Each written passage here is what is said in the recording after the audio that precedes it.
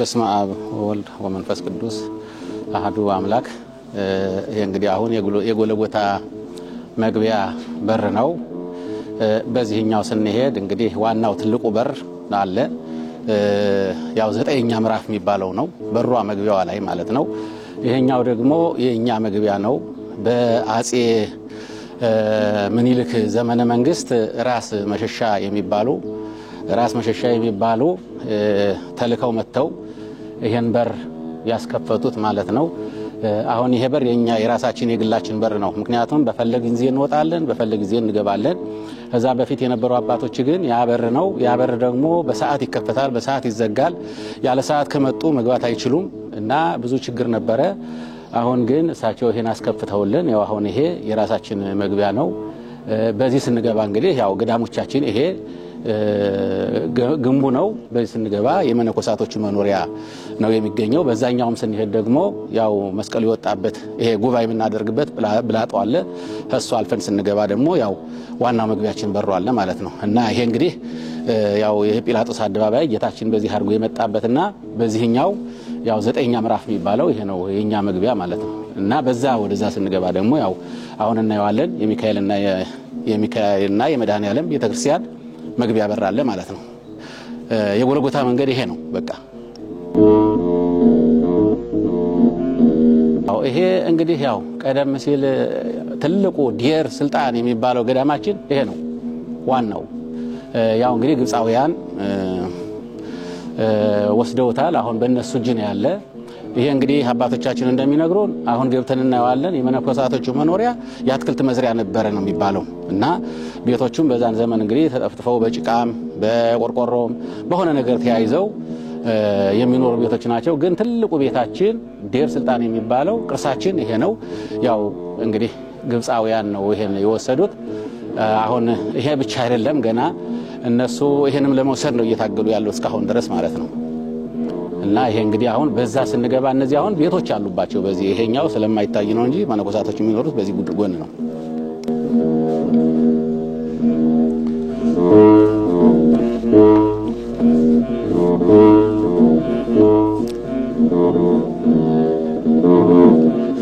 ያው እንግዲህ ላዩ ድንጋይ ታሹ ድንጋይ ያው እንግዲህ ስንገባ ይሄ ደግሞ ያው ብዙ አረቦች ይሄ ግብፃውያን ነው በመሰረቱ።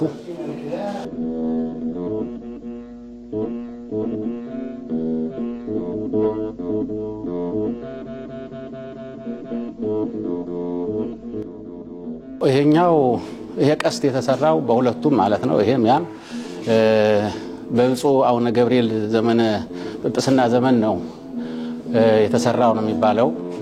እንዳጋጣሚ ያው መነኮሳቱ ለጥምቀት ዮርዳኖስ ሄዶ ይሄን ሌላ ቦታ ሰርተው አቆይተው አመተው ገጠሙት ማለት ነው። ይሄና ይሄ እነሱ የሰሩት ነው እና በዛ አሁን በቅርብ ጊዜ በብፁዕ አቡነ ገብርኤል ዘመን ነው ይሄ የተሰራው ማለት ነው። እና ያው ለማፍረስ ዙም ጮሆ መጥቶ ነበረ። ግን ያው እዚህ ሀገር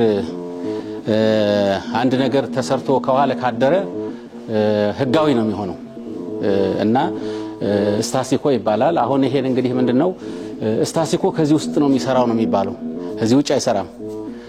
በዛ መሰረት ያው እንግዲህ ይሄ እንደ ሐውልት ቆሟል። ዙሮ ግን ያው ቅርብ ጊዜ የተሰራ ነው እነዚህ ሁለቱ። እንግዲህ ያው ይሄ የዴር ስልጣን መግቢያ የነበረው የድሮ ነው። አሁን ግብፃውያን ያዙት ማለት ነው። ይሄ በራፍ እሱ ያው የነሱ ቤተክርስቲያን ነው።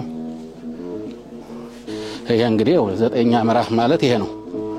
ጭናት እንግዲህ ዘጠኝኛ ምዕራፍ ይሄ ነው። እንግዲህ ያው መግቢያችን የዘጠኝኛ ምዕራፍ ዋናው በሩ መግቢያ ይሄ ነው። እንግዲህ እዚህ ስንገባ ተመልከተው ይሄ ብላጡ ስሩ መስቀሉ የወጣበት እሌኒ ንግስት መስቀሉን ቆፍራ ያስወጣሽበት ነው። አሁን እንግዲህ ይሄ ብላጥ እኛ የምንገለገልበት ማለት ነው።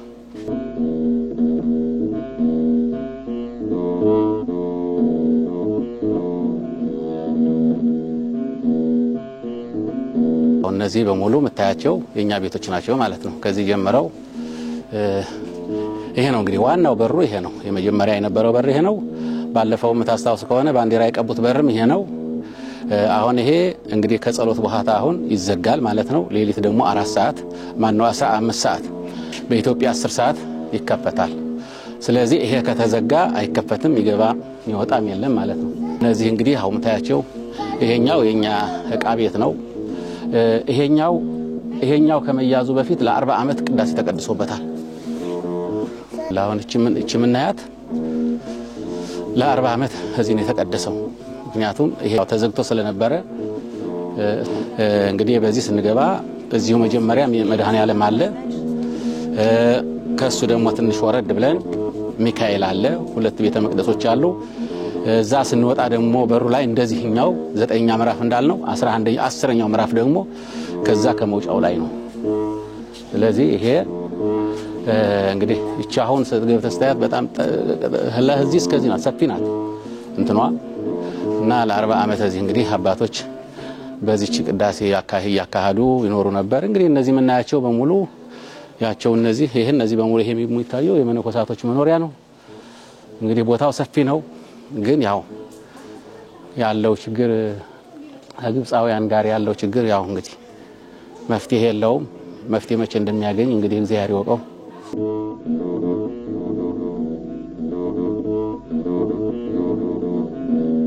እነዚህ በሙሉ እነዚህው መስኮቶች የምታያቸው በውጭ ወዲያ መዝጊያ አላቸው። የመነኮሳቶቹ እዚህ ነው እንግዲህ የሚኖሩት ማለት ነው።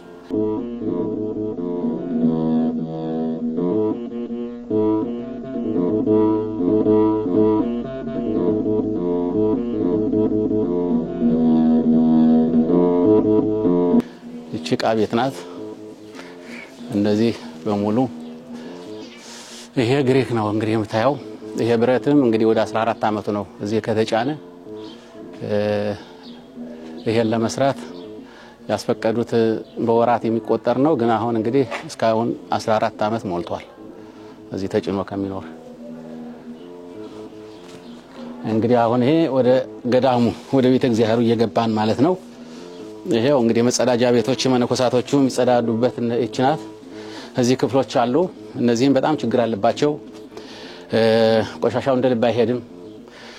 እንደገና ሻወር የለውም። ሽንት ቤት ብቻ ናቸው። ሰው ገላ የሚታጠብበት ምን የሚልበት የለውም። ያው በወረፋ ማለት ነው። እንግዲህ ከዚህ ከ17 አባቶችና እናቶች በላይ ይኖራሉ። ነገር ግን እዚህ ነው ሽንት ቤት የሚጠቀሙት ማለት ነው። እና ይኸው ስታያቸው እነዚህ ናቸው እንግዲህ አሁን በዚህ በሰለጠነው ዘመን በሰለጠነው ዓለም እዚህ ላይ ነው እንግዲህ አባቶች የሚጠቀሙት።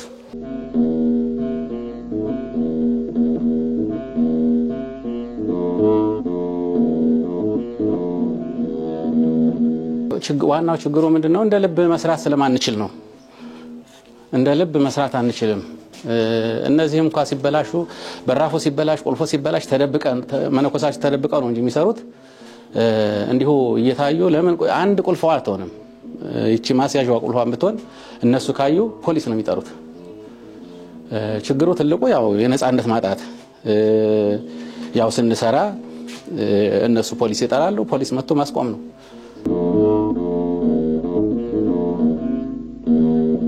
እንግዲህ ያው ይሄ በግራም በቀኝም እናያቸው ያው መነኮሳቶቹ የሚኖሩበት ነው ናቸው። እነዚህ ነው የሚመስሉት። እንግዲህ መቼም ይሄ ነው ብሎ ማሳየት በጣም ይከብዳል። በአሁኑ ዘመን ሰው አይደለም እንደው እዚህ አራዊት ያድራል ብሎ የሚገመትበት አይደለም። ግን ያው እንዳልነው ናቸው። እነዚህ ብዙ ናቸው፣ ለቁጥር ብዙ ናቸው ክፍሎቹ። ሙሉ በዚህም አሉ።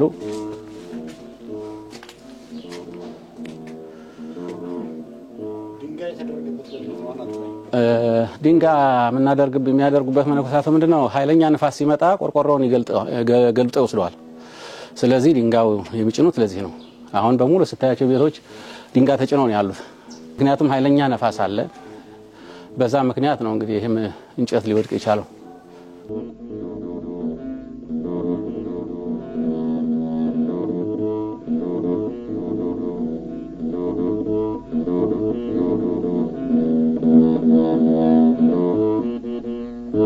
ይሄኛው እንግዲህ መነኮሳቶቹ ያው ምግብ የሚበሉበት ማለት ቤተ እግዚአብሔር የሚባለው ምግብ የሚበላበት ነው። ይሄ ሲከፈት እዚህ ነው ምግብ የሚበሉት መነኮሳቶቹ። እቺው ደግሞ ያው የእናቶች ማብሰያ ነው። እቺኛቱ የአንድ አባት መኖሪያ ናቸው። ያው ብፁዕ አቡነ አብሳዲ የሚባሉ ለ40 ዓመት እዚህ ላይ የኖሩ ከዚች ቤት ማለት ነው። እና እንግዲህ ሌላው ይሄ ነው። ይሄ አሁን ስሩ የኛ ነው። ይሄ ግቢው የኛ ነው። ይሄ ደግሞ ያው የግብፃውያን ነው። ላኛው ፎቁ በሙሉ እሱ ነው ያዘው። አንድ መነኩሴ ያለ እዚሁ ይሄ የኛ ጠባቂ ማለት ይቻላል። ምክንያቱም እንቅስቃሴያችን ያለውን ሁኔታ እዚህ ሆኖ ያያል። እዛው ሆኖ ፖሊስ ይደውላል፣ ይመጣሉ፣ ያስቆማሉ።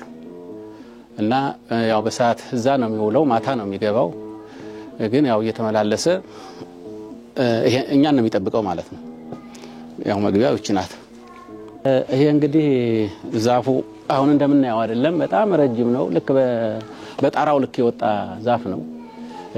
በጋ ይለመልማል። ክረምት እንደዚህ ሆይ ጭራፎ ነው የሚመስለው፣ የደረቀ ነው የሚመስለው። እና እኛ እንዲያው የምንፈራ የነበረው ቅጠል ሲሸከም ነበር ወድቃል እያልን የምንፈራውና አሁን የመጨረሻ ይሄ ለሶስተኛ ጊዜ ነው የወደቀው። መጀመሪያ ቅርንጫፎቹ አሁን ወደዛ የጠመመው አንድ ወደዛ ወድቆ ነበር። እዛ በፊትም ደግሞ ታሽ የነበረው አንድ ዚህ ወድቆ ነበር እና ዋናው ነበር ማለት ነው የወደቀው። ልክ አጋጣሚ ደግሞ የዛሬ ወር ነው የወደቀው። ልክ በ28 ወደ 29 ሌሊት ከምሽቱ 4 ሰዓት ነው የወደቀውና ኃይለኛ ዝናብ ነበረ፣ ኃይለኛ ንፋስ ነበር። እንግዲህ ተመልከተው እንግዲህ እኛ አሁን ብናስቆርጠው እንኳን ባዋቂ እንኳን ቢቆረጥ ይሄ እንጨት ቤት ላይ ነው ይወድቃል ብለን የምናስበው ነበር። ለማቆረጥ እያሰብን ነበር። ምክንያቱም ንፋስ ሲመጣ ይወዛወዛልና ምናልባት የሰው ህይወት እንዳያጠፋ ይያል ለማስቆረጥ ነበር ሐሳባችን። ግን ሲቆረጥ እንዴት ሆኖ ይቆረጣል ሄት ይወድቃል ይያል ነበር። እና ይሄ ዛፍ የወደቀው በዚህን ቀን ነው። ልክ እንደወደቀ መጀመሪያ የደረሱት ያው እዚህ ያሉት አባቶች ሲወድቅ በጣም ነው የጮኸው፣ ተነስተዋል። ይሄ ሁሉ ይሄ ድቃቂ የምታየው ይሄን በሙሉ ሞልቶት ነበር፣ መንቀሳቀሻ አልነበረም። እና መጀመሪያ የደረሱት ፖሊሶች ናቸው። በዛ ጨለማ ድምጹን ሰምተው ደረሱ። ሲመጡ እንጨቱ መጥቶ ከዚህ ቤት ላይ ነው የተጫነው። ጫፉ ደግሞ ከዚህ ዛፍ ላይ ተሰቅሏል። እና መተው ተንጠልጥሎ ስለነበረ እዚህ በታች እንዳትወርዱ ብለዋቸው ነው የሄዱት መነኮሳቶችን ማለት ነው። እነሱ ግን አልተኙ። ሌሊቱን በሙሉ ይሄን መንገዱን ሲገልጡ አደሩ። እና ጧት መጣን። ጧት በጣም ዝናብ ነበር። በ29 መጀመሪያ መተን ያው ለፖሊስ ነው ያሳየነው የጠራነው። ፖሊሶች መጡ፣ አዩት። እዛ እነሱ ደግሞ ወደ መዘጋጃ ቤት ነው የደወሉት። መዘጋጃ ይሄን የሚመለከታቸው አሉ ብለው እነሱን ጠሩ። መጡ። ከመጡ በኋላ እነሱ ምንድነው ያሉን? ይሄ እኛ ስራ አይደለም የናንተ ስራ ነው። እኛ መንገድ ሲዘጋ ወይም ደግሞ ሳይወድቅ አደጋ ያደርሳል የሚባለው ነው እንጂ ከወደቀ በኋላ ይሄ የናንተ ስራ ነው ብለውን ሄዱ። እነሱ ከሄዱ በኋላ ያው እነሱ በሰጡን ባለሙያ ስልክ ሰጡን። ለዚህ ደውሉና እነዚህ መተው ይቆርጡታል አሉን። ያው እነሱን ጠራናቸው፣ መጡ። ያው ዝናብ ነበር፣ ዝናብ እየተመቱ ነው። ይሄን እኛ አስቆረጥ ነው ማለት ነው። ካስቆረጥነው በኋላ ቀጥታ እንግዲህ ለቤቱን ውሃ ያፈስ ነበር። አሁን ይሄ ድንጋይ ተጭኖ አይተው ነው ቆርቆሮ እንጂ እንዳለ በውስጥ እናየዋለን የለም ቤቱ። እዛ ያው እንግዲህ ቤቱን መልሰን ለመጠገን ስናስብ ወደ ሃይማኖት ሚኒስቴር ነው እንግዲህ ይሄር ነው። ሃይማኖት ሚኒስቴር ደግሞ ያው በወደቀ በ3 ቀኑ በ4 ቀኑ ያው ባለሙያ ይዞ መጣ። ከዛ በፊት ግን እኛ ማትሰሩት ከሆነ እኛ ራሳችን እንሰራዋለን ብለን ባለሙያ ይዘን መተን ያ ባለሙያ አይቶ ለክቶ ሐሳብ ሰጥቶን እያለ ሃይማኖት ሚኒስቴር እኛን እንጂ እናንተ አይደለም ታሰሩት የሚል መልእክት ላከብን ማለት ነው። በዚህ ምክንያት ወደሱ እንግዲህ እስካሁን ድረስ 1 ወር ቆይቷል። ግን አንድ ቀን እንትን ያልነበት ጊዜ የለም። ሁልጊዜ እንጨቀጭቀዋለን። እሱ ደግሞ ሚለን ምንድነው በእኔ በኩል ያለውን ጨርሻለሁ፣ ይሄ በጀት አለው፣ በጀቱ ተይዞ እስከሚጸድቅ ለሰራተኛው ጋር እስከምንዋል ድረስ ጠብቁ አለን። ያው እንግዲህ እስካሁን እየጠበቅን ነው። ችግሩ ይሄን መስራትኛ አቅቶን አይደለም። አሁን እንዳልነው ነፃነት የለንም ይሄን ለመስራት። ይሄም እንጨቱ ወድቆ ቤቱን እንኳን አፍርሶት በቀን እየመጡ ያያሉ ምን እየሰሩ ነው ብለው እነሱ ማለት ነው።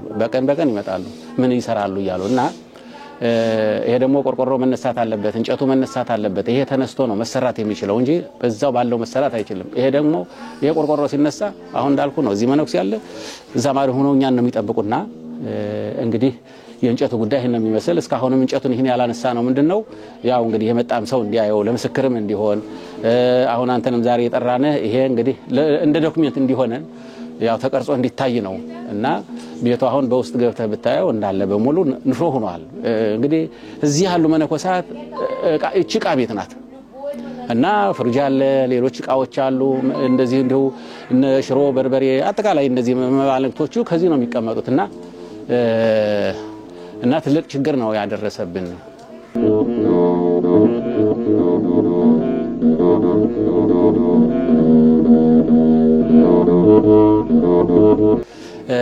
ሁሉ እንደሚያውቀው ዴር ስልጣን አሁን አይደለም ሁሉ ጊዜም የፈተና ቦታ እንደሆነ ማንም ሰው ያውቀዋል። ሁሉ ጊዜም እዚህ የሚኖሩ አባቶች እየተፈተኑ ነው የሚኖሩት። ይሄን ማያውቅ ሰው የለም። በሀገራችንም በውጭ ሀገርም እየመጡ የሚያዩት እንኳን አይደለም ብዙ ነው እና በገዳሙ ያለው ችግር በተለይ በዚህ በዴር ስልጣን በጣም ከባድ ነው። በዚህ ጊዜ ያበቃል የማይባል መፍትሄ የሌለው እንደ ተመልካችም የሌለው ይሄ በእውነት የኢትዮጵያ ሕዝብ ከዳር እስከ ዳር ሊያስብበት የሚገባ ምክንያቱም አባቶቻችን ያቆዩን ቅርስ ነው። በዚህ ቦታ ላይ እኛ በእውነቱ ከተመረጡት ተመረጥነን ማለት ይቻላል። ይሄ ሁሉ ቦታ አሁን በስርዓት አለመያዙ እንጂ ይሄ ቦታ በስርዓት ቢያዝ ኖሮ እንኳን ለኛ አይደለም ለሌላም የሚበቃ ቦታ ነበር። ነገር ግን ያው ዝም ብሎ እንግዲህ ሁሉም እየመጣ ከንፈር መምጠጥ ነው ጉድ ብሎ መሄድ ነው እንጂ ምንም መፍትሄ ስለሌለው መፍትሄ የሚኖረው ደግሞ እንግዲህ ያው የኢትዮጵያ መንግስትና የኢትዮጵያ ሕዝብ ከዳር እስከ ዳር መጮህ አለበት፣ ከዳር እስከ ዳር መነጋገር አለበት።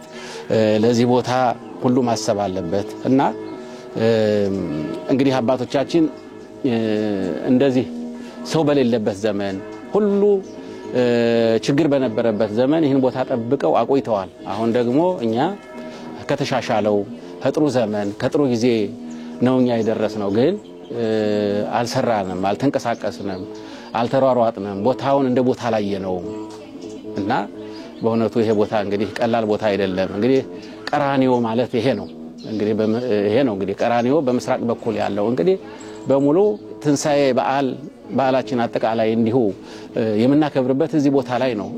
ለምን ይሄ ቦታ ስላለ ነው ህዝባችን መጥቶ በራሱ ቤተክርስቲያን ገብቶ አስቀድሶ ቆርቦ አስቆርቦ የሚሄደው ይሄ ቦታ ስላለ ነውና ለዚህ ቦታ ትኩረት ያስፈልጋል። ለዚህ ቦታ በእውነቱ መረባረብ ያስፈልገናልና ሁላችንም በውስጥም በውጭም ያለ ኢትዮጵያውያን ለዚህ ቦታ ማሰብ አለበት። መቼም አያስብም ማለት አይደለም። እንግዲህ ያው ጊዜው ያልደረሰው ሆኖ ነው እንጂ ብዙም ተደርጓል፣ ብዙም ተሩጧል፣ ብዙም ተሄዷል። ግን እንዲያው ውሃ የሚቋጥር ነገር የተደረገ ነገር የለምና ወደፊት ይደረግና እኛ አሁን ዞሮ ምንድነው አንድ ነገር ብትሆን እኛው ራሳችን መስራት አንችልም። ይሄ ግንብ ቀደም ሲል ፈርሶ ለብዙ ጊዜ ቆይቶ እስራኤል መንግስት ነው የሰራው። እዛ አንድ በረንዳ ነበረች፣ እሷንም እንዲሁ ፈርሶ እነሱ ናቸው መጥተው የሚሰሩት። አሁን እዚህ አንድ ቤት ቢፈርስ እኛ እንደ ባለቤት መስራት አንችልም። እንኳን አይደለም ቤት መጠገን ይቅርና ውሃ ቢፈስ መብራት ቢቃጠል አንዳንድ ነገሮች አሁን እዚህ ያሉት መነኮሳት እንደምታያቸው መብራት ብቻ ነው ያለው። አንድ ሰው ከቤቱ ሻይ ኩንኩም አፍልቶ መጠጣት አይችልም፣ ምክንያቱም ይጠፋል።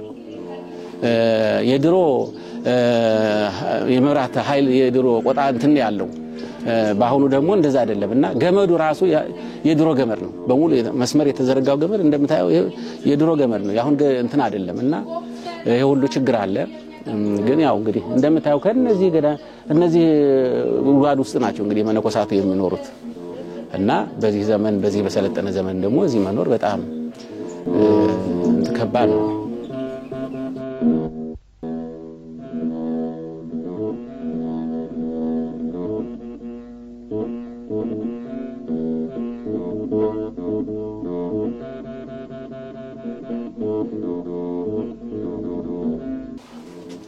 ይሄ ነው በሙሉ እንግዲህ የፈረሰው ይሄ ነው። አሁን በላይ ቆርቆሮ ተሸፍኖ ለዝናው ነው እንጂ ይሄ በሙሉ ክፍት ነበር። ይሄ በሙሉ ክፍት ነበር፣ ውሃ ነበር የሚወርድበት።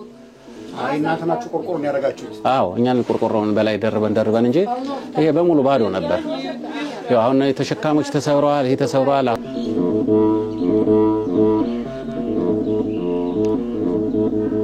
አሁን ያጫፉ መጥቶ እዚህ ላይ እንጨት ባያርፍ ኑሮ ይሄ ቤት አይኖርም ነበር መድን የሆነው ይሄ እንጨት ነው እነዚህ እንግዲህ ያው የመነኮሳቶቹ ሚኖሩበት ያ በር ያልኩህ ያው በውስጥ ስንገባ ይሄኛው በር ነው እነዚህ እንግዲህ እቺኛይቱ እነዚህ በሙሉ እያንዳንዳቸው የመነኮሳቶቹ መኖሪያ ናቸው ማለት ነው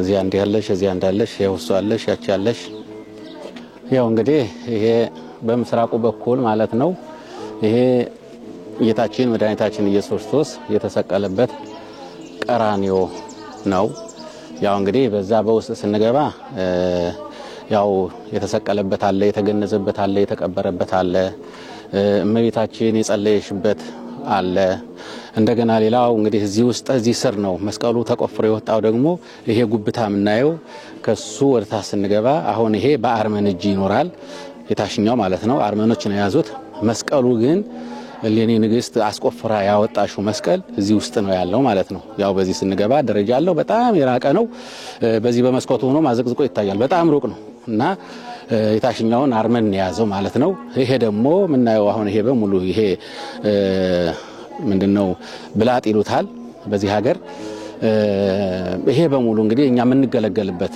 የትንሳኤ ዕለት ህዝቡ መጥቶ የመስቀል በዓል ምናከብርበት በአጠቃላይ እኛ በዓላት ሲኖሩን የኛ ህዝብ እዚህ ነው መጥቶ እንግዲህ የሚያከብረው ማለት ነው እና በሙሉ እነዚህ እንግዲህ ከዚህ ጀምሮ እንደዚህ የምናያቸው ቤቶቹ የኛ ናቸው ይሄም ህግን በመለስ በሙሉ ይሄ የኛ ነው ማለት ነውና ይሄ በጣም ቀላል አገልግሎት አይደለም የሚሰጠለኛ አሁን የመስቀል የሚመጣው ህዝብ እዚህ ነው ትንሳኤም ከሆሳዕና ጀምሮ እስከ ትንሳኤ ድረስ ህዝቡ ያው ጸሎቱን የሚያደርገው እዚህ ነው የሚሰግደው እዚህ ነው ከቤተ ክርስቲያን የተረፈው ማለት ነው ውስጥ ያው ሁለቱ ቤተ ክርስቲያን አሉ እነሱ ሲሞሉ እዛ ድንኳን እንተክላለን አሁን የትንሳኤ ዕለት እነዚህ ወንበሮቹ ካሉበት እዛው ድንኳን ተተክሎ በሶስት ነው የሚቀደሰው ድንኳን መድኃኔዓለም ሚካኤል ይቀደሳል ያው አገልግሎቱ እዚህ ነው እንግዲህ ተሳትፎውን የሚያደርገው ማለት ነው እና እንግዲህ ይሄን ይመስላል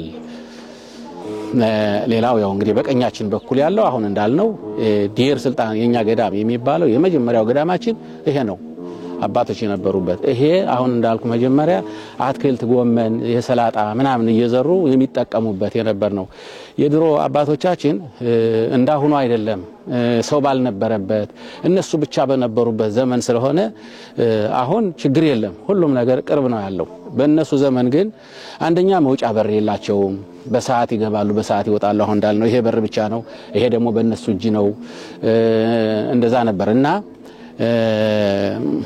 ይሄ አትክልት አጠቃላይ ድንቹን ሰላጣውን ጎመኑን እየዘሩ የሚጠቀሙበት የነበርን ግን እዚህ ሲነቀሉና ከዚህ ሲባረሩ ይሄ እንግዲህ በይበል እንዲያውም ከአባቶቻችን እናቶቻችን ነው ይሄን ጭቃ ጠፈጠፉት ይያሉ አባቶች የሚነግሩን እነሱ ጠፍጥፋቸው ነው እነዚህን ቤቶች የሰሯቸው የሚባል አሁን ውስጡ አፈር ነው ይሄ ምን አሁን ይሄ ውጩ ነው ሲሚንቶ እንጂ ውስጡ ይሄ ሲነሳ ስታዩ አፈር ነው በሙሉ የሞላው በውስጥ ማለት ነውና አሁን ያፈር ብናኝ በውስጥ ሲነሳ በጣም ከባድ ነው ለመነኮሳቱ አንዳንድ ጊዜ ይኸው ዝም ብሎ እንደ ሰዓል የሆነ እንትን ይነሳባቸዋልና እንግዲህ እነዚህ ናቸው ቤቶቹ ማለት በአሁኑ ዘመን ያ ጉብታ ነው አሁን የግብፃውያን የያዙት ይሄ የምታየው ጉብታ የኛ የነበር ነው እና አሁን እቺ መስኮቷን የምታያት እቺን ይከፍታል በዚህ የሚካሄዱትን ነገሮች እዚህ ሆኖ ይቆጣጣራል ይሄው ካሜራ እዚህ ተክለዋል 24 ሰዓት የሚሰራ ካሜራ ነው በቃ እንቅስቃሴያችን የታሰረ ነው የተያዘ ነው በእነሱ እጅ ማለት ነው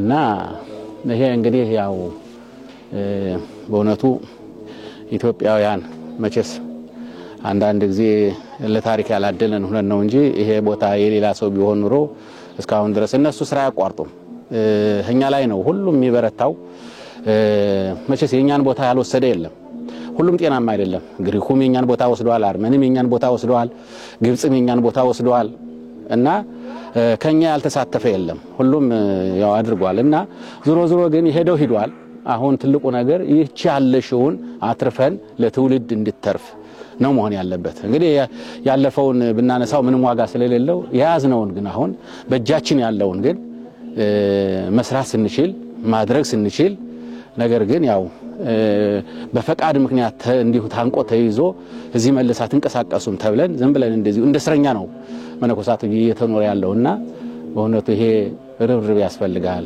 የታሪክ ተወቃሽ መሆን የለብንም በዘመናችን በጊዜያችንና አባቶቻችን ያቆዩትን ለትውልድ ማትረፍ ስላለብን እንግዲህ ይሄን ያየ ሁሉ መቼስ እንቅስቃሴ ይደረጋል። ነገር ግን ውጤት የለም እንጂ እንቅስቃሴዎች እኮ ብዙ ጊዜም ተደርገዋል። ግን ይሄ ነው የሚባል ውሃ የሚያነሳ አሁን እቺ በረንዳ ነው ያልኩ። እቺ በረንዳ አሁን ፈረሰ ወደቀ። ይሄን ለመስራት ተደክሞ ተወርዶ ያው እቺን መተው እነሱ ሰሯት ማለት ነው። እንግዲህ እቺን ለመስራት ገዳ አንድ ሰው የሚሰራት ስራ ነው። ግን እንዴት ሆኖና በጣም ከባድ ነው።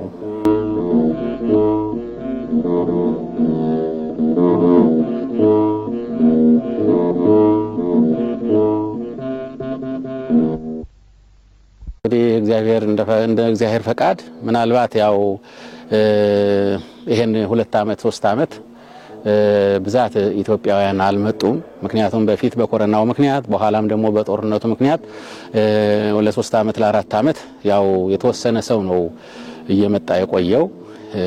አሁን ደግሞ ባለፈው የልደት ትንሽ የተወሰነ ሰው ወደ 150 የሚሆን ሰው መጥቷል። አሁን ደግሞ እንግዲህ ምናልባት እንቅስቃሴው ተጀምሯል ይባላልና እንግዲህ ኢትዮጵያውያን ትልቁ ነገር ከዚህ ከመጡ ታሪካቸውን ቦታቸውን አይተው አውቀው መሄድ አለባቸው። ዝም ብለው ብቻ ተሳልሞ መሄድ ብቻ ሳይሆን ስንት ገዳም ይኖሩና አሉን ከየት ቦታ ነው ብለው ቦታውን አውቀው ቦታውን ተረድተው መሄድ አለባቸው። እንግዲህ ያው በጠቅላላ ወደ 6 ገዳማቶች አሉን። ከፍልስጤም ክልሉ ወደ 3 ገዳም ያው አንዱ ገና በእጅ ያልገባም ስላሴ ዮርዳኖስ ነው። 3ቱ ግን አሁን በአገልግሎት የሚሰጡ ቤተልሔምና አልዓዛር ኢያሪኮ አሉ።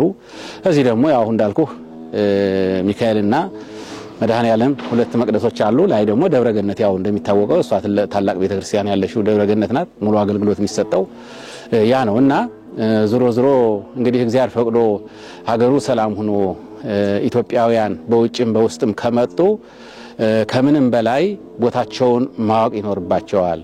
ቦታቸውን መረዳት ይኖርባቸዋል። ያወቁት ላላወቁት እንዲያሳዩ አስጎብኞችም ቢሆን ያው ካመጧቸው መጀመሪያ ማሳወቅ ያለባቸው የራሳቸውን ቦታ ነው፣ የራሳቸውን ታሪክ ነው። ሌሎች እንደዚህ ነው የሚያደርጉት።